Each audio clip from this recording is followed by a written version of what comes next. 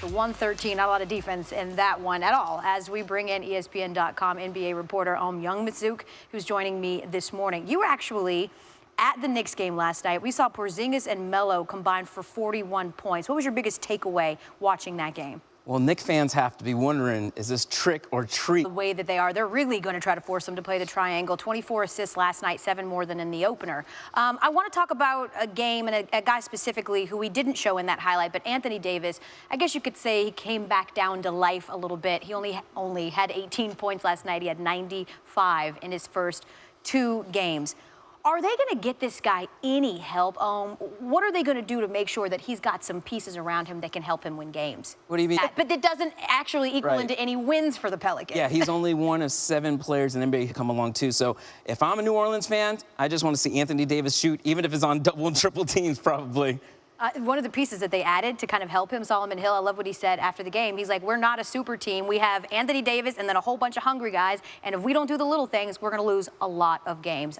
With the latest from the Associated. You're absolutely right. I was right, and I'm going to show you a couple of more times. I respect your expertise, but on my team, these are 2 people who actually played the game. So I'm going to start with you. Haymakers. Haymakers. Mark, I'm gonna start with you. What'd you learn?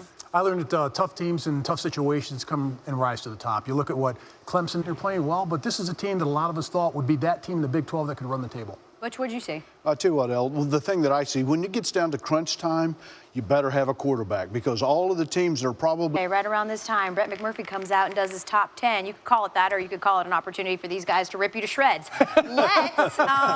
Let's, before though, because I want to keep this in mind, before you rip him to shreds, can we just acknowledge that Brett McMurphy was Nostradamus last week? Can we please take a look at one Brett McMurphy's tweet from last week? 7-point losses. I guess it's Mark, just narrowing down to that. Two losses versus one. All right, just versus a 7-point loss. Who did Texas A&M lose to? Yes.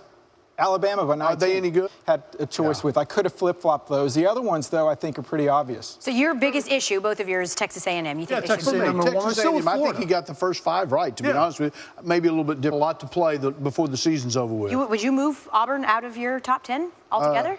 Not right now. No. Auburn lost to Clemson and to A&M. 2 top 6 teams, 2 top 7 teams.